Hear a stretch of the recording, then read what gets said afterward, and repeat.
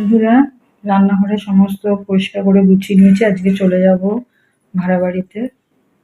এই যে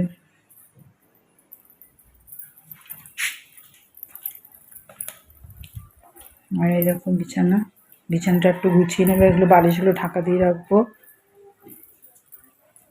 আর এখানে ঠাকুর দেখে নাও, আবার 2-3 মাস বাদে আসবো বাড়িতে।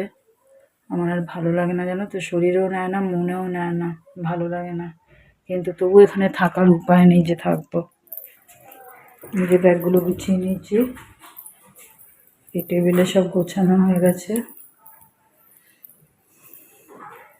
এবার রেডি হয়ে যাব আমরা। এই ঝুড়িটা নিয়ে যাব, ওখানে ঝুড়িটা ভেঙে গেছে একটা, এটা নিয়ে যাব। এখানে বেশি আছে, এখান থেকে নিয়ে যাবো। এটুকু দুধ ছিল, 2 ছেলের জন্য ভাগ করে রেখে দিয়েছি, ওদের একটু খেয়ে নিতে বলবো। আর ভালো লাগে না জানো, এখানে জলটাও খুব বাজে উঠছে, লাল জল উঠছে। আমি তো তাই দিয়ে সব কাজ করলাম। আর টাইম কলের জল এনে সেই জল দিয়ে স্নান করা, বাথরুম যাওয়া, কাচা ধোয়া সব ওই লাল জলেই করেছি। কিছু করার নেই, কী করবো বলো, আমি অত জল টানতে পারি না, জল টেনে কাজ করতে পারি না। টাইম কল হচ্ছে রাস্তার টাইম কল।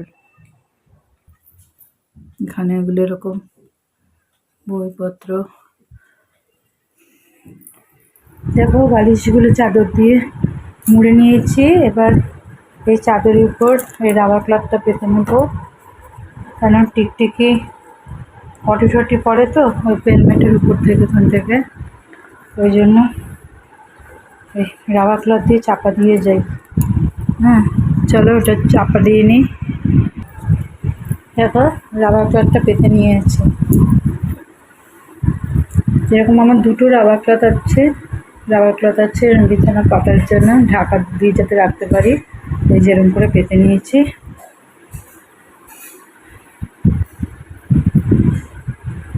আর এই রাতভর দেখো, আলমারি খুললে না কান্না পেয়ে যায়। আলমারিতে শুধু ঠাসা জামা কাপড়, কীভাবে বলো তুমি, চলে গেলে পড়াও হয় না। আমি এখানে থাকি না বলে সেরকমভাবে পড়া হয় না, আমার খুব কষ্ট লাগে। দিনে দিনে বয়স বেড়ে যাচ্ছে আমার, আমি কী করবো জানি না। দেখো শোকেসটা এরকম করছে আমরা।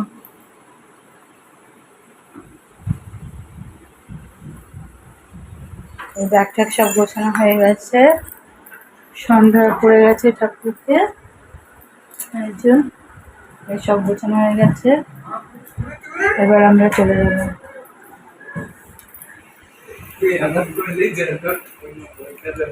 রান্নাঘর সব বন্ধ করে হয়ে গেছে।